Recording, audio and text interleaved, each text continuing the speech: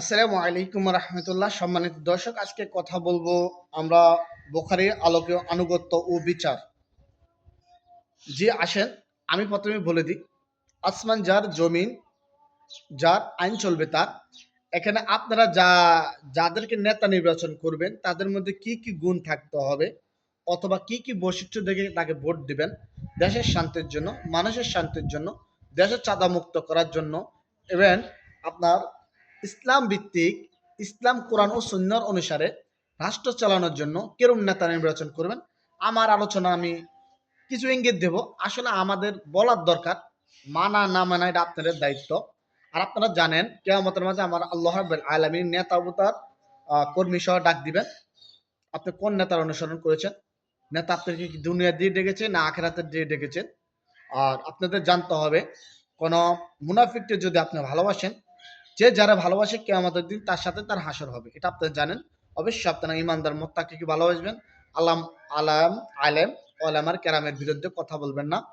আলাম আলেম ওলামার কেরামকে সম্মান করবেন, ইসলামকে ভালোবাসবেন, কোরআনকে ভালোবাসবেন। কেরম নেতা নির্বাচন করবেন আমি একটু সংক্ষিপ্ত বলি। আসেন, ন্যায় বিচারক।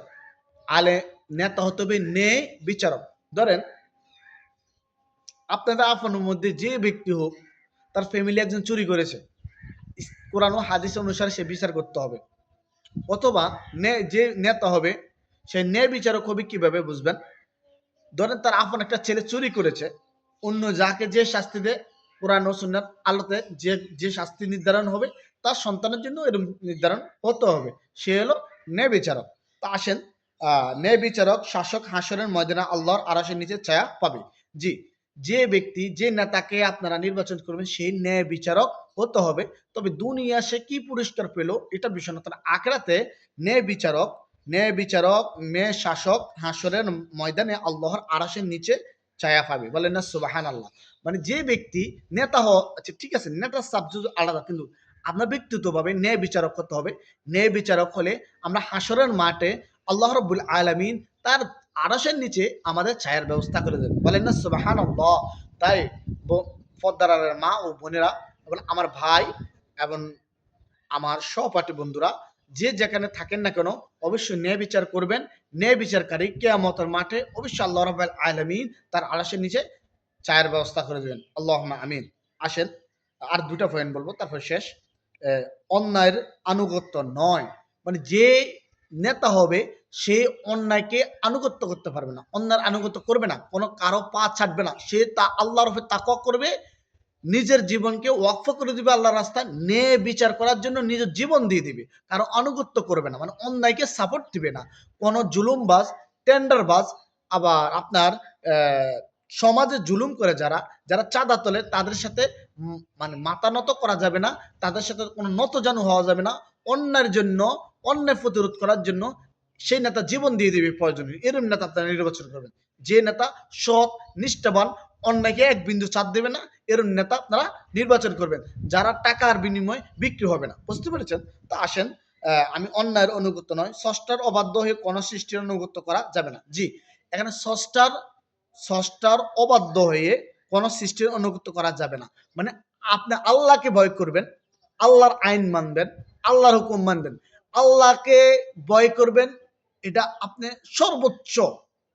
আল্লাহর কাছে কাউকে ভয় করবে না, দুনিয়াতে কারো অনুগত্য করবে না, সে আমার মেরে ফেলবে, সে আমার কেটে ফেলবে, আমার ফ্যামিলির ক্ষতি করবে, এরকম কিছু করা যাবে না যেতে আপনার আল্লাহ রাব্বুল আলামিন নারাজ হন। আল্লাহ বলছে তোমার জীবন, তোমার মৃত্যু সব আমারই হাতে, তুমি একমাত্র আমাকে ভয় করো, আমি তোমার রিজিক দিচ্ছি। তাহলে বুঝা যাচ্ছে আমরা আল্লাহকে ভয় করব, কারো অনুগত্য করব না, হ্যাঁ, আল্লাহর অবাধ্য হবে না। দুনিয়াতে আমরা দরকার হলে অন্যায়কে প্রতিবাদ করার জন্য, সমাজ থেকে অন্যায় মুক্ত করার জন্য, জুলুম মুক্ত করার জন্য, চাঁদাবাজ মুক্ত করার জন্য আমাদের জীবন দিয়ে দেবো। তারপর আমরা অন্যের সামনে মাথা নত করবো না, আমরা আল্লাহকে আমরা ভয় করব, কোনো টেন্ডারবাজ, চাঁদাবাজের সাথে আমরা মাথা নত করবো না ইনশাআল্লাহ। জি, আরেকটা পয়েন্ট বলুন তারপর শেষ। ক্ষমতার অপব্যবহার। কোন নেতা যদি ক্ষমতার অপব্যবহার করে অবশ্যই আপনারা তাকে প্রতিবাদ করবেন, ভয় করবেন না। আপনি বুঝবেন যে আপনার রিজিক, আপনার জীবন, আপনার হায়াত, আপনার ছেলে সন্তানের হেফাজত করার মালিক একমাত্র আল্লাহ, দুনিয়ার কেউ না। তাই ক্ষমতা অপব্যবহার নেতাকে আপনারা অবশ্যই প্রতিহার করবেন। তো আসেন, ক্ষমতা অপব্যবহারকারীর জন্য জান্নাত হারাম।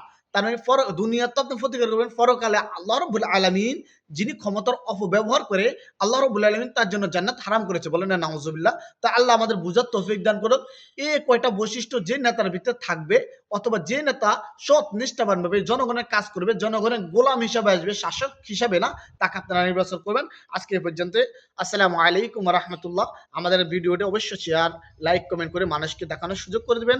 আমাদের ইসলামিক ভিডিও রাত 11টার পর আমাদের ইসলাম দিনের দাওয়াত দিই আমরা। অনেক ভাই আছে, আমাদের ভাই সিলেট থেকে, আমাদের ভাই কিশোরগঞ্জ থেকে, আমাদের ভাই রাজশাহী থেকে, আর আমি আবু সৈয়দ কুমিল্লা থেকে দিনের দাওয়াত দিই। সবাই আমাদের জন্য দোয়া করবেন। আজকে এ পর্যন্ত। আসসালামু আলাইকুম ওয়া রাহমাতুল্লাহ।